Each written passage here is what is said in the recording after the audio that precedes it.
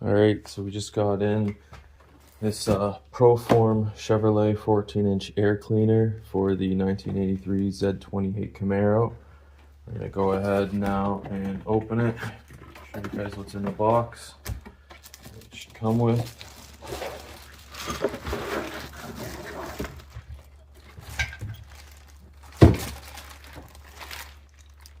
So we got a little parts bag here. The Chevrolet logo, that's for the top. Extra long bolt. We'll see if the stock one fits or not. And we got some grommets and some hose adapters. You guys are still have stock, intakes. So that. Next up, so the base plate should sit on just like that. Came with a filter. This is not the same size filter as the stock 305 air cleaner, at least. The stock one's a little bit smaller. So if you do want to get a replacement, you should be able to find a K&N filter that'll fit. This the same size. See if I can zoom in on the part number here. There you go. So there's the filter number. I'll post that down below in the description. There it is. I think it's A212CW. And also underneath here should be our lid.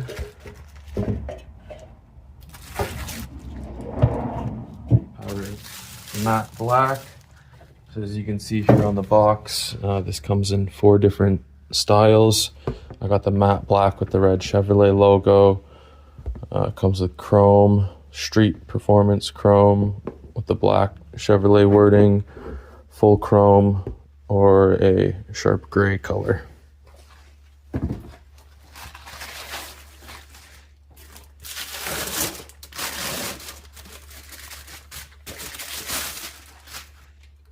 Nice. No scratches. Good quality. Metal. Not plastic, which is nice. And boom. That's how it should look assembled there. And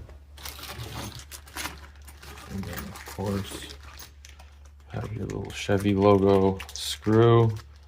Hold it all in place. And that'll screw into the top and sit on just like that. So that's everything in the box. We'll go over to the car now and see exactly what we need and then get this installed. Okay, so we're back here at the car. Pretty easy to take the stock air filter housing off. Just unscrew the top bolt there. Mine is missing the vents that come out here and go along the side. It doesn't have electronic choke anymore, so there's not really much connected to this anymore. It's basically just restricting the airflow. It's already pulling in hot air from the engine. I do have the pieces here, but the plastic is all cracking and it's 40 years old, so it's past its lifespan. So we just go ahead and unscrew this. And you can take the whole thing off at once, but you can see inside of there we have our K&N air filter.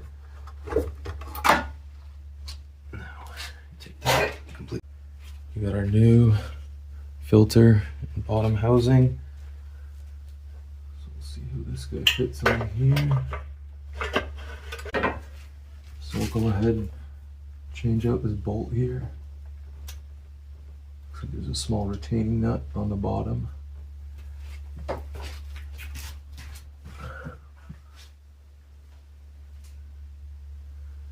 Yeah.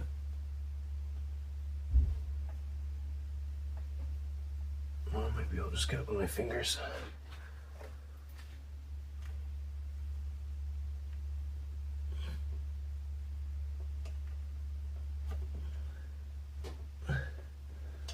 No.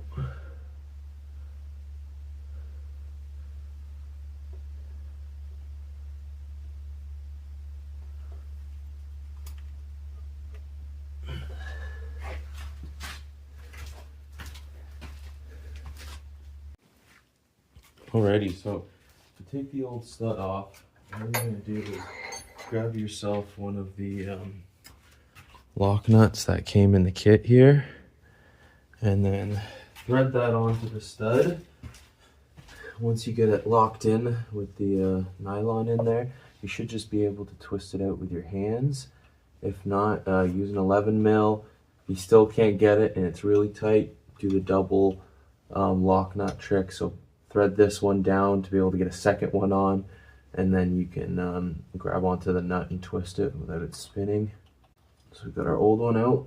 Looks like this one was a tad bit bent there, so we're changing it out. Now we'll go ahead and thread our new one in. So this is a Quadrajet carburetor.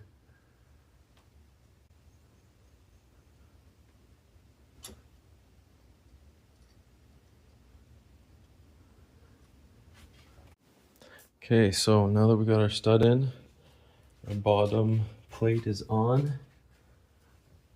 We'll have a piece on the filter. And this guy should go on just like that. Just make sure it gets tucked in all around the filter. Perfect. Chevy logo facing whichever direction you want.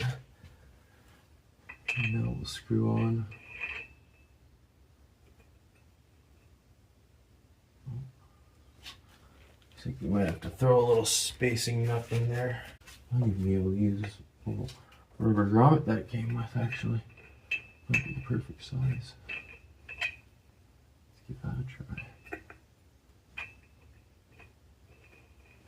Oh yeah, look at that. Perfect. So I might have to adjust the stud so we can get that Chevy logo lined up straight, but overall, pretty fairly easy install. We can tighten this up some more. I guess it is rubber, so it will compress it a little bit. Get it on there nice and tight. Don't break it either. Just finger tight. Don't be reefing these things down. But there we go. That cleaned up the engine bay quite a bit there. So we went from this big old heavy thing with all the old hoses on there, the Thermac valve on top, and now we have just a clean air filter. So I can go ahead and get rid of the dryer vent hosing here that everybody calls it. We won't be needing that anymore. I'll just have to see about getting it out from in between our check valves here. Maybe I'll just go ahead and take this line off real quick here. And then I can slip that out. And that'll get us ready to be able to hopefully maybe do some headers soon.